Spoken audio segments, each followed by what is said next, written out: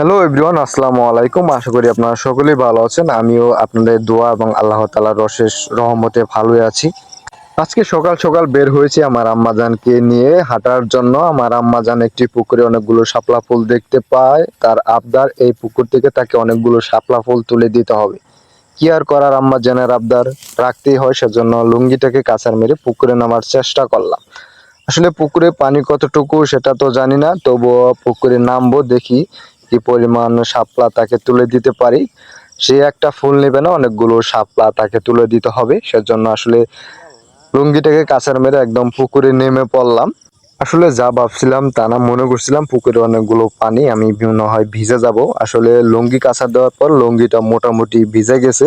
আসলে শরীর তেমনটা ভিজেনি, আসলে কোমরের নিচে পানি রয়েছে। আসলে ফুল জিনিসটা কিন্তু গাছেই সুন্দর, হাতে শোভা পায় না। এখানে কিন্তু পুকুরে অনেকগুলো শাপলা ফুল ফুটে আছে, দেখতে কিন্তু খুবই অসাধারণ লাগে। এই যে দেখেন কত সুন্দর শাপলা ফুল।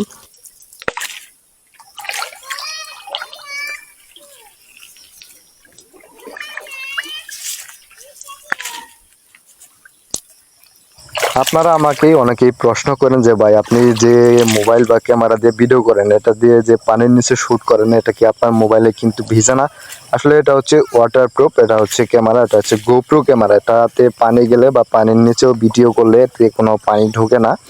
আসলে এটা একটা সুবিধা রয়েছে, আপনাদেরকে একটু দেখানোর চেষ্টা করবো। আসলে এটা একটু পানির নিচে নিয়ে ভিডিও করার জন্য। এই যে দেখেন, এখানে আপনাদেরকে একটু দেখান। এই যে দেখেন, আমি আপনাদেরকে ক্যামেরাটা পানির নিচে নিয়ে দেখানোর চেষ্টা করি। এই যে দেখেন, আসলে বেশিক্ষণ রাখা যাবে না, পানিতে ময়লা রয়েছে, সেজন্য আসলে ক্লিয়ার তেমনটা দেখা যায় না। যদি পরিষ্কার পানি থাকো তাহলে আপনাদেরকে আরো কিছুক্ষণ পানির নিচে রেখে আপনাদেরকে দেখাতাম।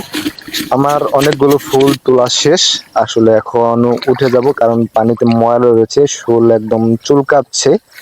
এই যে আরেকটা ফুল, এটা তুলে আমি উঠে পড়বো পুকুর থেকে।